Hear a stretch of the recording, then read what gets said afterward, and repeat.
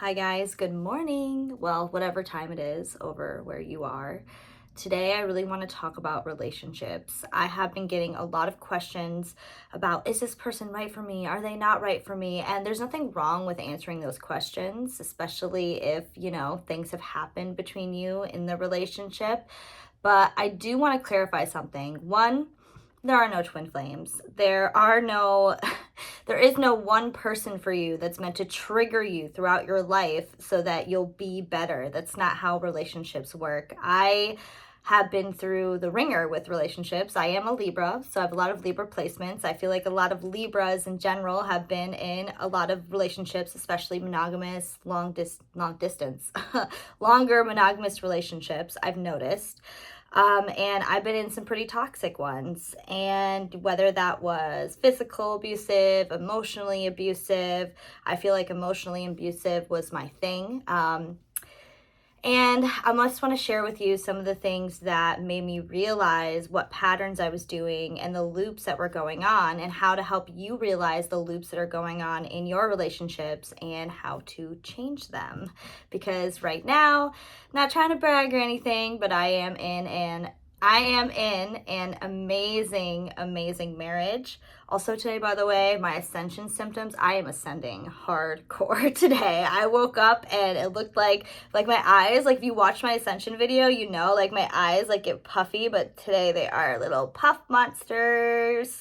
I had to drop my kid off at school and I wore sunglasses, so yeah, that's me. So anyways, with relationships, we all have a vibration that we give off. And that's another thing as well. We are always constantly manifesting because we give off a vibration and we attract whatever our vibration is. That's probably for another video. But when you were younger, you watched relationships happen, whether that was through your parents, your siblings dating people, any of your caretakers, any authoritative figure that you would look to see what relationships and how they are like presented to you when you're young. And I would say start around like 8 years old. Around 8 is when we start to form these beliefs.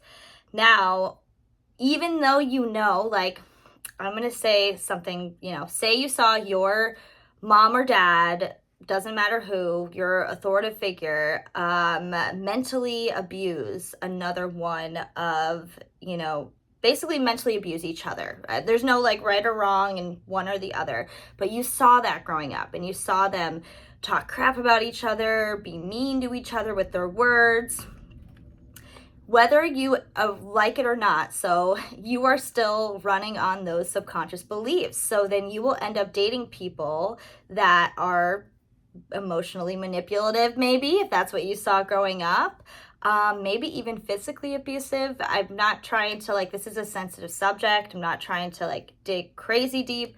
But take a look at your childhood. That's what I'm getting at. Take a look at your childhood and take a look at the relationships that you saw growing up. Because whether you like it or not, you're running on this subconscious belief that this is how it has to be. Even though your mind and your ego and your mind is like, no, I'm not going to be in an emotionally abusive relationship. That's not happening. And then you end up being with somebody and they don't show their true colors at first because it's a vibration, right? And emotionally abusive people are really good at hiding it, by the way.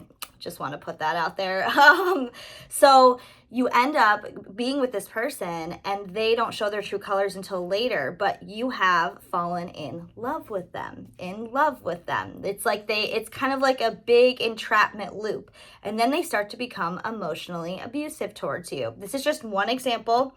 It depends on what vibration and what subconscious beliefs you were running off of through your relationships or what you saw growing up. But then they will become emotionally abusive towards you. I would say tracked a lot of narcissists in that situation. Me right here. But it all comes back to those subconscious beliefs and when you were raised. And what my recommendation and what helped me be able to soar in my marriage and find one of the best, honestly, the love of my life, not trying to brag, but he is, and it's amazing. And we have the most amazing relationship. But so what you want to do is redefine what relationships mean to you. So you go back to childhood and then write down what you saw growing up and write down what that made you feel. Like, did that make you feel out of control? Did that make you feel sad? Like, you have to write down your feelings. That's what inner child work is. That's what shadow work is writing down your feelings.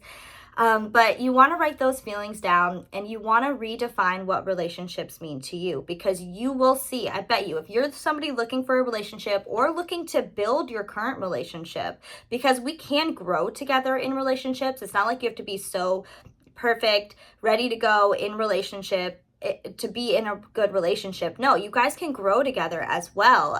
It's a process, especially monogamous relationships. You constantly growing if you're together for a long time, constantly growing.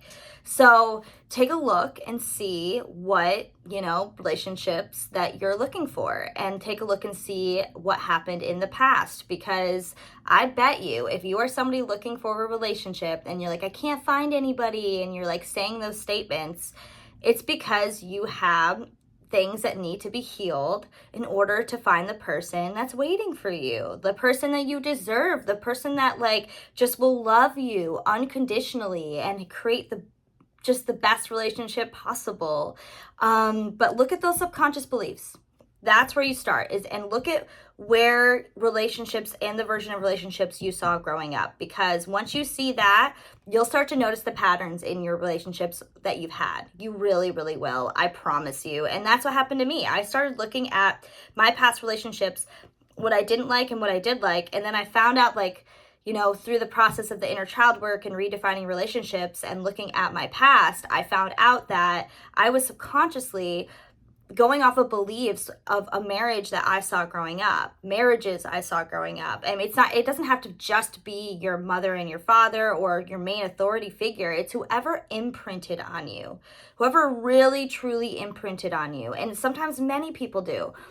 For me, I had a lot of examples, and I, was basing my vibration and my beliefs of what relationships should be based off these, this old school shit. I don't know, that's what I call inner child work and shadow work. It's just old school shit that needs to be changed and redefined so that you can move forward in the way that works for you, that makes you happy, that makes your ego happy, so that your ego and your soul are just working together harmoniously.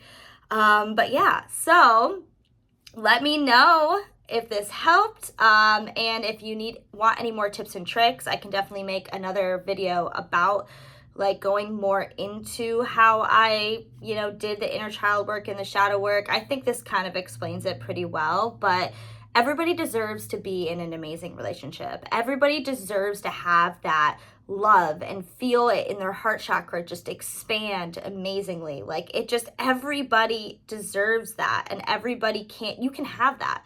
Everybody can have it, but it takes shedding your old subconscious beliefs when it came to relationships and what you saw growing up, redefining it, and being disciplined with that definition, right? Because when you're disciplined with the redefining the definition, you'll start to notice the habits that you are doing that no longer serve you anymore. But you have to own it. You have to humble yourself, and you have to be like, no, stop it.